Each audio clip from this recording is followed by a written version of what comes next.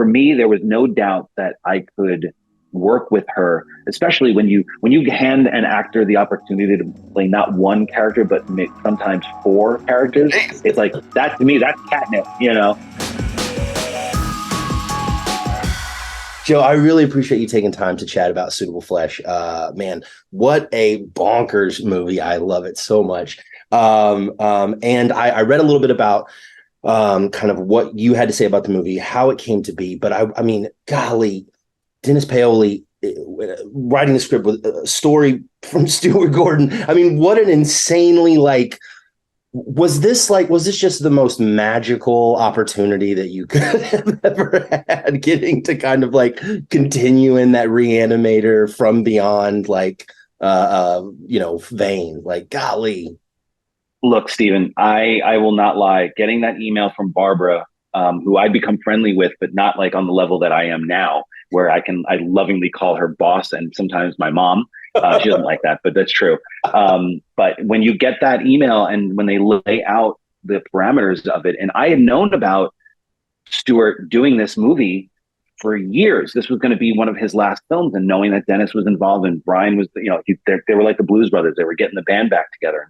As a fan, I could not have been more excited. And, I liken it in a way, and I don't know if it's the best comparison in the world, but, knowing that Steven Spielberg was such a huge fan of Stanley Kubrick, and then to be given the opportunity to make AI, and it's both exciting that you get to bring it to screen, and that's one of the reasons why we wanted to be as kind of faithful and Slavish to what Stuart's approach to these movies were, but also be try to make it our own as well, and do all the things that we felt like Stuart would have done if he was on set, and kind of filter it through us. So it is a tribute to Stuart, and it is a tribute to the legacy that he created with Brian and with Dennis and with Barbara and Jeffrey and Bruce and all the people that started on Reanimator, and even his theater work. All of this was so exciting, but I won't lie, it was freaking terrifying as well, because I didn't want to let Stuart and his legacy down.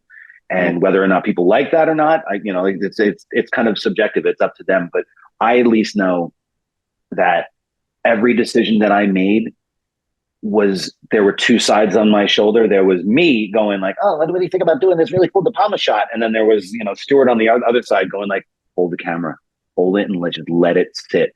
When I met with Brian a couple times, and we went out for dinner one night, and he was just like, look, any advice? Because I asked him, like, what advice do you have? And he was like, just think to yourself, what would Stuart do? And that fueled so much of where I was nervous about doing certain things, or would I get away with this? And then I would go, pardon my French, but Stuart would do that, and then I would do it, and the worst part is we cut it out, or it just doesn't work, and we were very, very cautious about that in the edit, making sure that as much as we love that idea or anything, but does it work for the overall, the overall scheme of what the story and the themes were?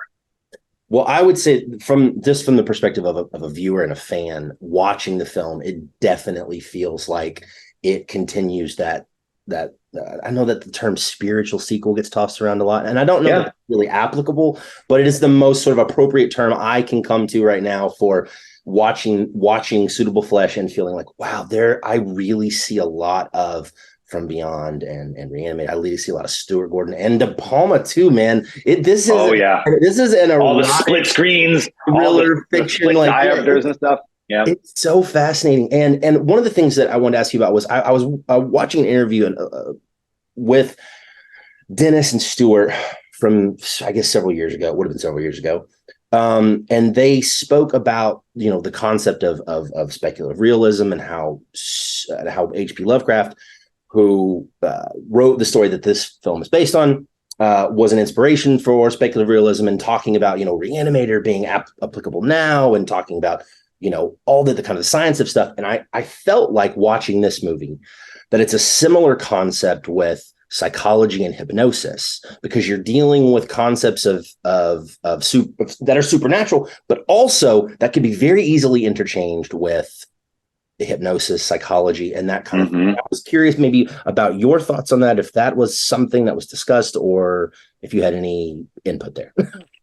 Stephen, I'm so glad that you brought that up, because that's something that not a lot of people have brought up. And the idea of subjectivity in storytelling is something that Lovecraft tackles in Thing of the Doorstep. That's one of the things that I got really excited about when I first read the story, but more importantly in the script, how Dennis was able to capture the flavor of what Lovecraft does really well, which is he sets up these characters and then lets them tell a story. So they're kind of stories within stories. And then, if you want to call it a flashback, sure, but it's a really long flashback. But within that flashback, the idea of psychology and the idea of, not being able to trust your own identity, your own perception of what reality is, the stuff that we infused, especially with the hypnosis stuff. I kept thinking about De Palma with like Dressed to Kill, and how we had that psychology element that was introduced into that, and also the identity element, that theme that was introduced into it. And all of those really got kind of amped up when we were able to go, well, how do I visualize the hypnosis moment, and how important is that? Because there was points where we, like, just from a production standpoint, they're like, well, maybe we need to cut that part out. And I'm like, no, we need that, because reality and perception, especially when you're dealing with the supernatural, but in a grounded sort of way, as much as this is very Lovecraftian, as much as, there is, hints of the supernatural with Cthulhu and, and with the netherworld and everything that, people know about, like the Necronomicon, I wanted to make sure, though, that it was very much in the way that Stuart approached both Reanimator and From Beyond. As fantastical as From Beyond gets, it's still kind of coming, and some people call it campy, but it's still coming from a place of human reaction to these supernatural elements. When Pretorius kind of shows up, it's dealt with in a very real way, even though there's a lot of violet going on in the background. But in Reanimator, I got to admit, man, I thought that there were such things as laser drills, and the reagent itself, the way that he approached medicine and science in Reanimator made it feel real. So we had to approach things like psychology. We had to approach things like hypnosis. We had to approach all these things from a realistic standpoint as much as possible, because if you don't, you can't relate to those characters. And that's the thing that we wanted to make sure, beyond anything else, was we wanted you to put yourself in the character's shoes. What would you do in this situation? What if you did have the perfect life and everything was complacent, and in walks this troubled young man into your office, and he intrigues you, and maybe he excites you a little bit, and maybe he gets a little provocative with you, and then you go down this, this kind of cautionary tale road. And that's where a lot of the film noir elements came from too, because film noir has always been really good at allowing the audience to relate enough to the hapless protagonist so that they go, I'm not going to go down that dark alley, thematically or literally.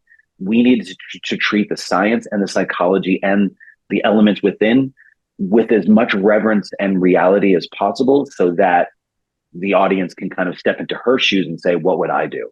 Yeah. Speaking of that, the noir, hapless protagonist, all that, Heather Graham is just phenomenal as your lead in this. And I wanted to ask about like maybe I don't know what the auditioning process may have been like, but it seems like she's doing a lot of stuff that we've never seen her do before in this movie. And she is, really just owning, and like, it is incredible what she puts up. And I was curious if there were any moments in specific prior to filming that you were like, we've nailed this and this is going to be amazing. Oh man. Well, in terms of audition, we didn't audition her. We offered it to her, because, when you have someone like Heather who has a body of work, no pun, has a body of work that is so vast. Yeah.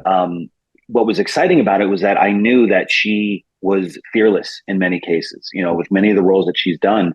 Everyone refers to Boogie Nights, which is great, but they always talk about the beginning of Boogie Nights. They don't talk about that scene in the limo, that shot on VHS, where you can watch a person literally crumble mentally under the stress of everything that she's been put through, and then it culminates into this one moment of violence. And there's a look that she gives that camera, and it haunted me forever. It still haunts me to this day.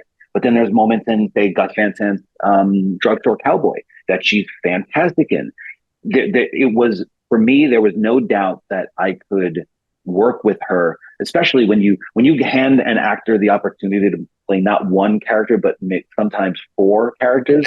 It's like, that to me, that's catnip, you know? Yeah. But also at the same time, we needed to make sure that she understood that there had to be these dichotomies. There had to be these parameters between the 2 characters so that the audience was never one step behind until we made sure that they were one step behind and going, who's who at this point. We needed them to go on that kind of journey and allow them to go, oh, wait a second, hold on. I know what she's going through in someone else's flesh. Mm. So it literally was a 20-minute conversation. You know, it was actually a 2-hour conversation, but 20 minutes in, I go, she said, like, let's do this. You know, like, I really want to do this. And to be able to let an actor like that, who's been in so many things, but maybe not something like this before. I don't think she's ever done anything purely straight horror, but, you know, shouldn't say straight horror. This is so far beyond straight horror. Yeah. This is, if anything, very queer horror. But it is something, I felt like it was something different for her, and she acknowledged that as well. Yeah. And being able to watch her on set, there's a moment in the film that was not scripted, a bunch of them, but the one in particular where I had this low angle and she's sipping the brandy and everything, and she puts her feet up and she goes, I feel like a new woman, and she wiggles her toes. I will never forget being like, I think if you still listen to the soundtrack, I think we mixed it out, but you can hear me go, wah! Like, I just burst into laughter. And you know what? Those are the moments that the actors feed on also because they know that something is working. Yeah. And that was definitely one of the times where I knew that she was so ingrained, not just in her character, but she knew the entity's character so well at that point that she was able to embody the entity and show how much fun it could be in this situation where you get to live life in someone else's body, in their house, in their sexuality. You know, like, there's like a perverse thrill that the entity gets in that. And Heather harnessed that and fucking took it to town. 100%. She killed it. And you did as well, sir. I mean, the movie is absolutely phenomenal. Very excited for more people to see it, so I can actually talk about it, because it's hard not doing spoilers. Yes, please tell the world.